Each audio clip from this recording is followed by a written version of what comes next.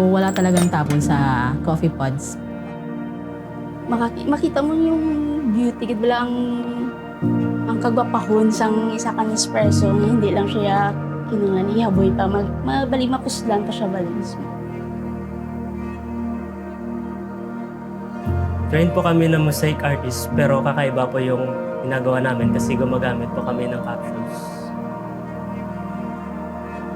Siguro yung pagka-artist mo, it's a call na ninyo. Ito yung gumawa nga sa passion mo. That's why amo naging pili ko as a music. NBC, bali livelihood, ang amo ni nga artist ang Soho. Agobra kami sa mga intikit sa mga mosaic.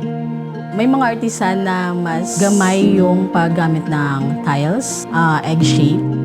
Simula from a capsule and the end, makikita mo yung finished product. So na-excite ka mo kita, uy, ang ganda pala ng kalalabasan ng ginagawa namin. Every single ginobra naman yung mga arts, it's a cause. So dako nga bulig para man sa ila.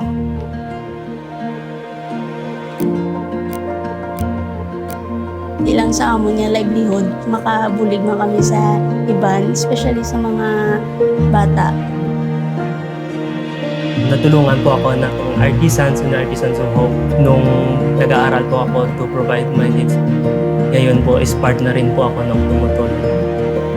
Maliit lang na parte yung ginagawa namin, pero pag pinagsama-sama, malaking tulong din siya. Gamay kag dako man ang mga bakal yung mga purchase na sa amon mga produkto, ligan mo kami nubligan man ng mga bata.